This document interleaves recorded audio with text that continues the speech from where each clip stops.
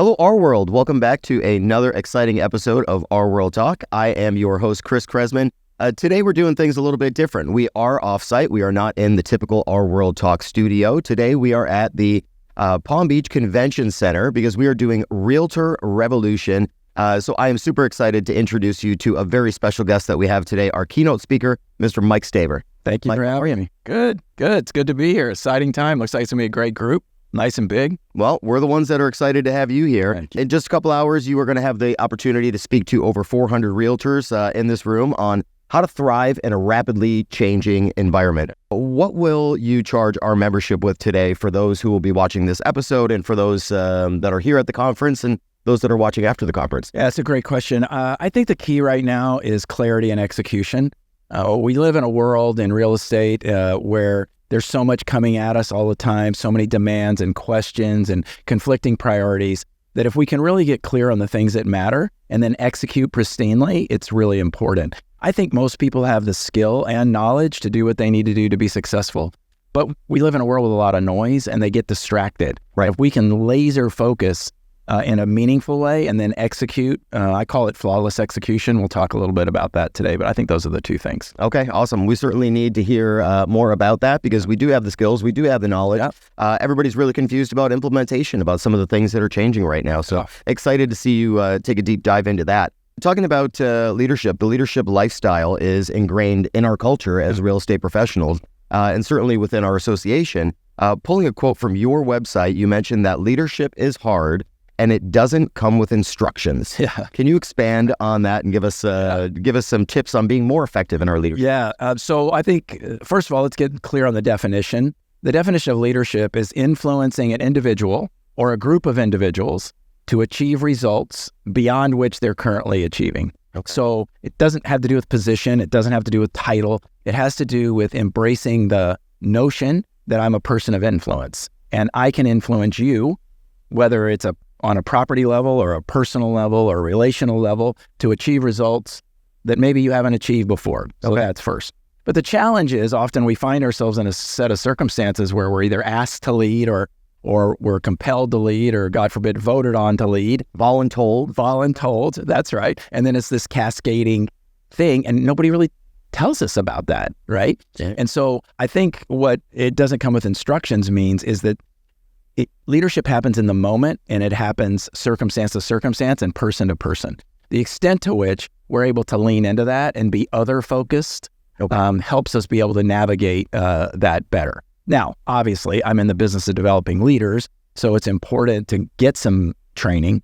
But you and I both know we enter circumstances every day where we're like, this isn't what the brochure promised. Right. Exactly. What am I going to do? Yeah. When you get those curveballs thrown at you, which we've had a few thrown at us recently. I mean, we have, outside of all the NAR changes that have happened that people are starting to begin to navigate now as of mid-August, but also the pandemic. Yeah. Nobody told the presidents before me that they were going to be leading through a pandemic and everybody was going to be working on Zoom. I mean, things change, but I think that leaders are able to adapt and they didn't come with instructions, but you sure figure it out real quick once you're in it. You do, or you get consumed by it, right? Exactly. Yeah, you end up going, wow. And who knew? I remember I did the last keynote address at the Wynn Hotel on, March the 12th when the country started shutting down. Yeah. And I was walking out of the Wynn Hotel. There wasn't a single soul in the lobby. Oh, really? Or the casino. I was it. It was weird. Yeah, my friends blame me for shutting down Vegas. I don't think that's fair, to tell you the truth, but that's a different story. But I don't know if you felt this way, but I felt this big vacuum there in the middle of March in 2020. Like, what's going to happen to our industry? What are we going to do? Okay, will anyone ever buy or sell a house again? Right. And then all of a sudden, 2 months later, we get shot out of a cannon in one of the most robust markets in the history of certainly our lifetime. Right. It's adapt or die, though, right? And some people don't. Absolutely. And the good news is it's a choice. We get to choose every day when we wake up. I say to my clients every day, today's choices are tomorrow's results. Make the right choice today, you'll have the right result tomorrow.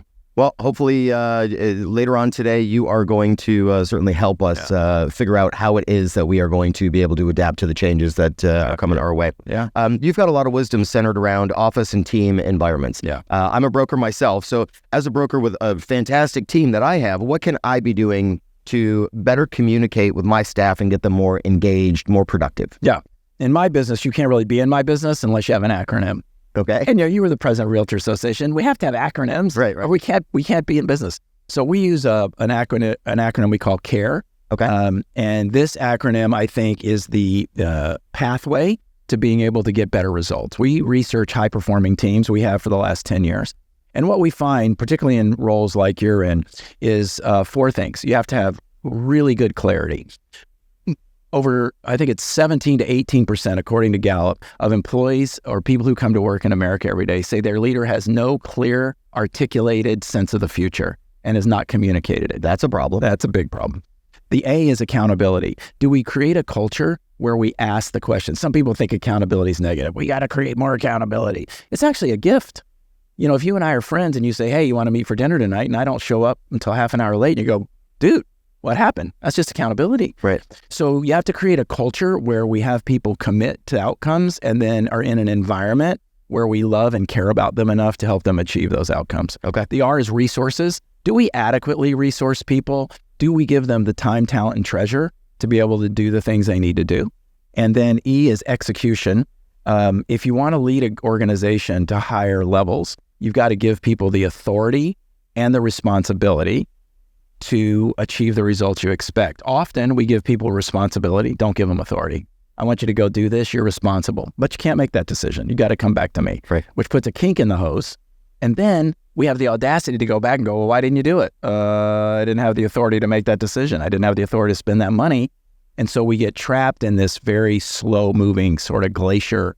So I think that's, in your role in particular, critical 4 pieces. And I think as a leader, if you took the time to pick that person for that role and then gave them the responsibility to execute that role, then you really, it's on you if you don't have faith that that person is going to be able to execute the task that you just gave them. Right.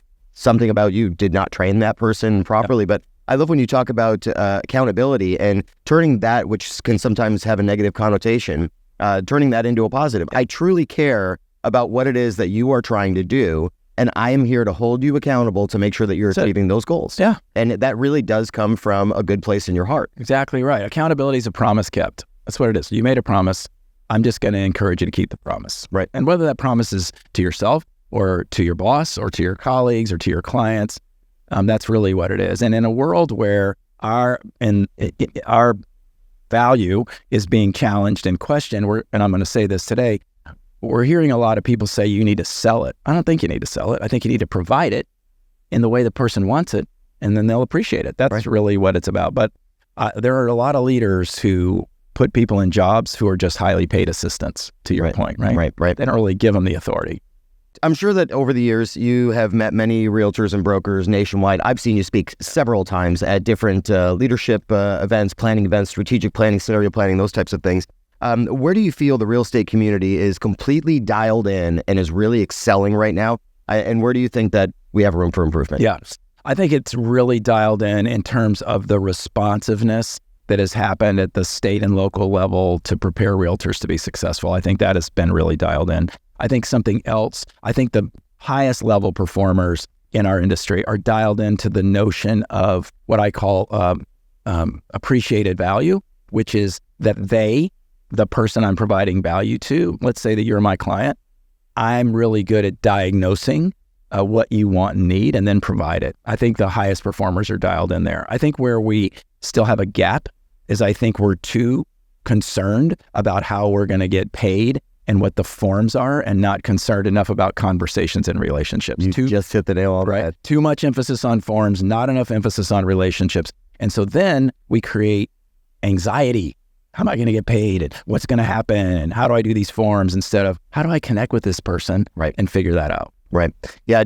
All too often, we're hearing stories about that where people are saying, well, I'm not going to show the property unless I get this form, or I'm not going to present the offer unless I get this form. People are losing sight of the fact that what we do is we connect a buyer and a seller and help them, assist in the negotiations and get everybody to the finish line. That's right. And when you're inserting yourself in there, worrying about your compensation first, you're not putting the client's best interest ahead of all else. I say all the time, if you want to be successful, we've got to be human beings connecting with human beings to create human experiences. And if we become human beings creating transactional experiences, then no wonder they don't respect us because we're only as good as our last transaction. Right. I couldn't agree more.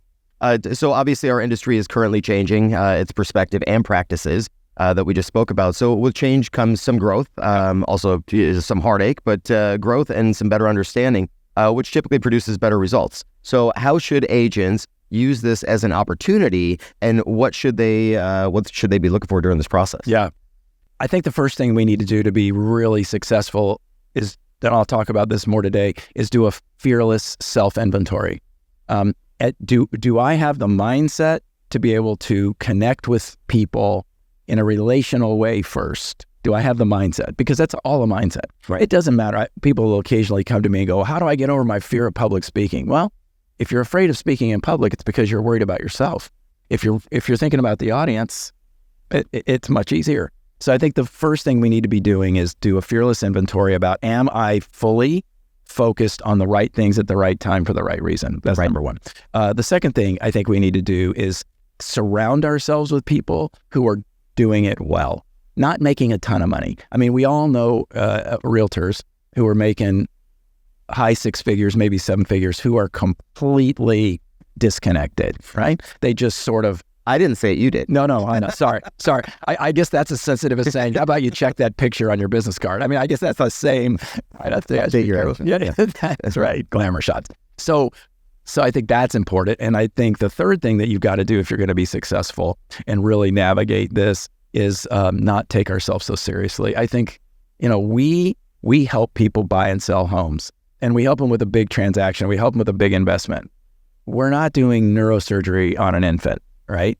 And so when we get too caught up in the anxiety and the ego and the colder side of our business, I think we miss an opportunity to be warmer, more connected. I'll tell a story about that today. Okay, awesome. Well, we've got to get you up on stage here just a little bit. So I'm going to wrap this up with you. Thank you so much again for being here with us today. Yeah. I asked this question of all of our guests that we have on the podcast. Yeah. South Florida in general has so many hidden gems, whether it's a restaurant, beach, hotel, favorite hiking spot, anything. So why don't you share with us and share with our listeners, what is your favorite hidden gem? The Hutchinson Shores Resort just outside of Stewart. Okay. I love that little hotel. It's beautiful. It's a great hotel. It's priced right. I love that whole Opal hotel chain in Florida in general, but I love that hotel in particular. You're just driving down this road and it just pops up there on the side. Great service, good food. I love it. Very, very relaxed. Fantastic. I couldn't agree with you more on that one. We've had several events there, and every time I get there, it's a little bit of a hike because I work down in Broward. Yeah. But as soon as I get up there, it feels like you've gone to a completely different place in Florida. It's like being on the West Coast. It's a lot quieter. It's beautiful there. Yeah. Like it. Okay. Awesome. Well, thank you very much for being with us today. Thanks for having me. Guys, that was Mike Staver. Hope you enjoyed it, and we will see you right back here next time on RWorld Talk.